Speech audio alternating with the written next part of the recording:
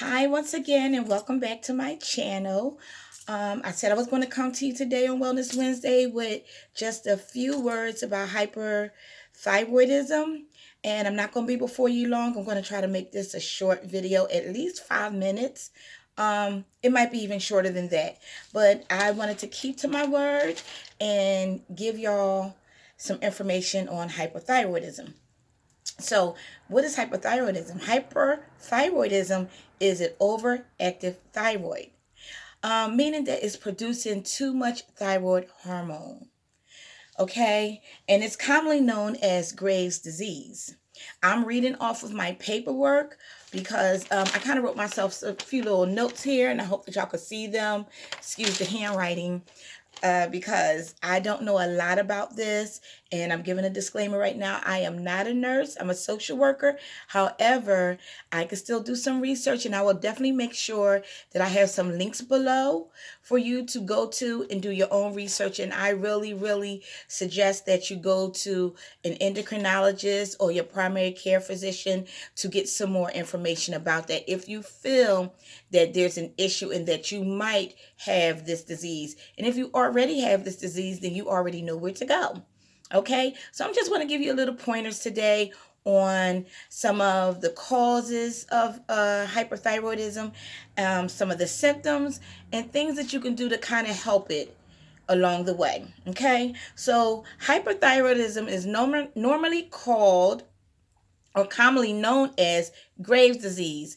And it's called that because a man named Dr. Robert Graves, almost 200 years ago, is the one, I'm not saying that he discovered it, but he is the one that was responsible for describing the condition itself, the disease itself. So that's why they call it Graves' disease. And you could do more research on Dr. Robert Graves to find out exactly what it is that he contributed to the findings of this particular part of the hyperthyroid. Okay, so causes, like I said, one of the main cause of hyperthyroidism is too much hormone in the body. Okay, it's producing too much hormone. So when you're producing too much hormone, your TSH levels are rising, and it can cause a lot of things to go on. Like I said last week about hypothyroidism, which is what I have.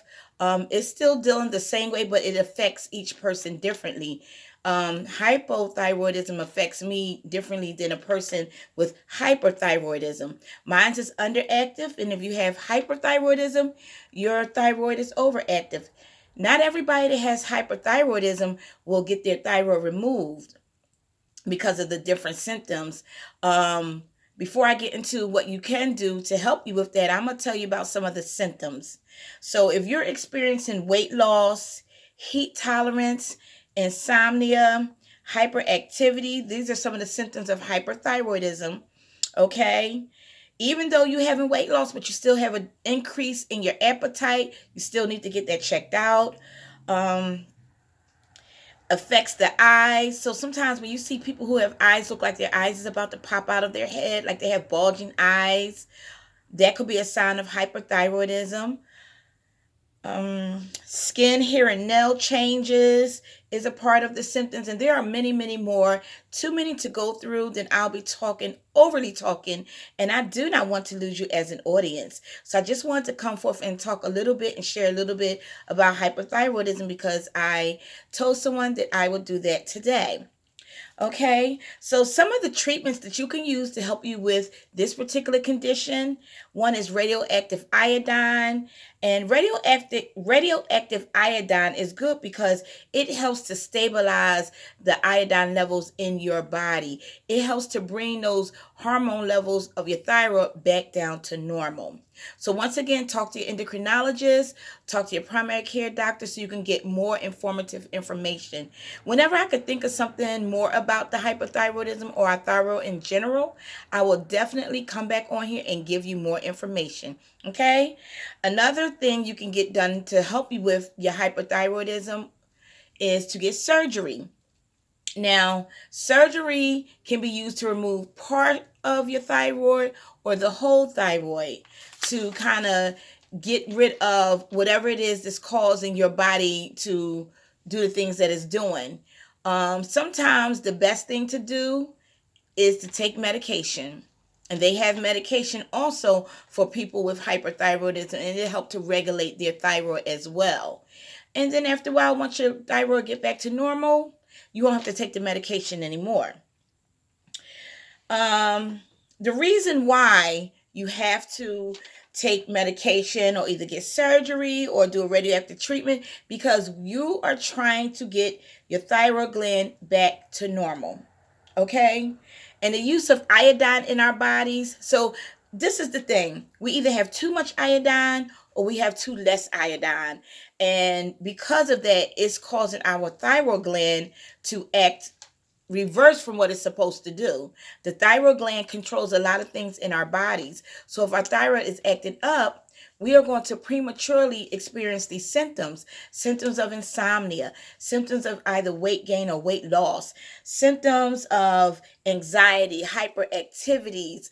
I know for myself, when I discussed the hypothyroidism, my hair may look full right now. And guess what, y'all? I used to wear my hair very, very short. I cut it into a mohawk and it's growing back, and I'm happy. I'm not professing to be some person with all this, lot of hair, but I used to have a lot of hair. But nonetheless, it affects your hair. You can't tell right now, but my hair is very thin up in the middle.